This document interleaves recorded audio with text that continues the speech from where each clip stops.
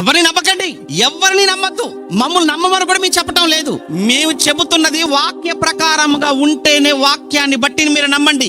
ఆ రోజు పౌలు సీలలు బెరయ పట్టణానికి వెళ్ళారు. బెరయ పట్టణంలో వాక్యాన్ని బోధించారు.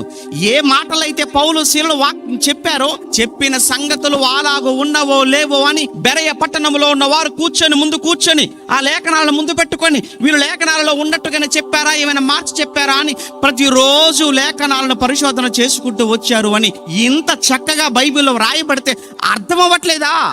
ఎందుకు ఇలా అయిపోయారు? మీకు చదివే ఖాళీ లేదు. ఎందుకంటే మీరు వాట్సాప్ లో బిజీ, ఫేస్బుక్ లో బిజీ. ఈ రోజు భార్య భర్తలు వచ్చేసేమో సంపాదనలో పడిపోయారు. ఏమంటే భార్య ఇంటి పనిలో బిజీ, భర్త వచ్చేసేమో ఉద్యోగంలో పని, వ్యాపారంలో బిజీ. ఇక యవనస్తులు ఉన్నారా? వాళ్ళేమన్నా బైబిల్ చదువుతారంటే లేదు. వాళ్ళు ఎంతసేపు ఆన్లైన్, ఫేస్బుక్ లో ఆన్లైన్, వాట్సాప్ లో ఆన్లైన్, ట్విట్టర్ లో ఆన్లైన్.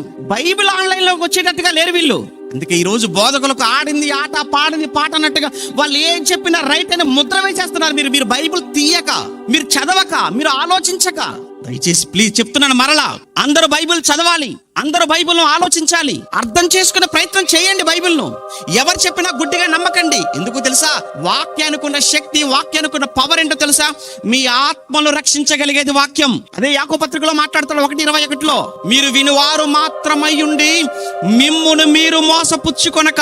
మీరు కేవలం ఇలా వింటే వినేవారుగానే ఉండిపోతే, అమ్మా నువ్వు ఇంటి పనులో ఉండిపోయి వాక్యం అయ్యగారు చెప్పాడు కదా రైట్ అనుకోని నువ్వు ఒకవేళ అలా ఉండిపోతే, అయ్యా నువ్వు వచ్చేసి నువ్వు ఉద్యోగంలో వ్యాపారంలో బిజీగా ఉంటూ వాక్యం చదువుకోకుండా, ఆలోచన చేయకుండా పాస్టర్ గారు చెప్పింది రైట్ అనుకుంటూ ఒకవేళ నువ్వు కూడా అలా వినువాడుగానే ఉంటే, పిల్లలారా మీరు యవనస్తులైన మీరు ఎంతసేపు సోషల్ మీడియా వేదికగా అందులోనే మీరు ఉండిపోయి బైబిల్ తీయక, చదవక, ఆలోచించక, పాస్టర్ గారు ఏదో ఆదివారం పూట ఏదో చెప్పినటువంటి ప్రసంగం అది రైట్ అనుకుని ఒకవేళ మీరు నమ్మితే ఖచ్చితంగా మీరు మోసపోతారని చెప్తుంది బైబిల్. నేను చెప్పట్లేదు.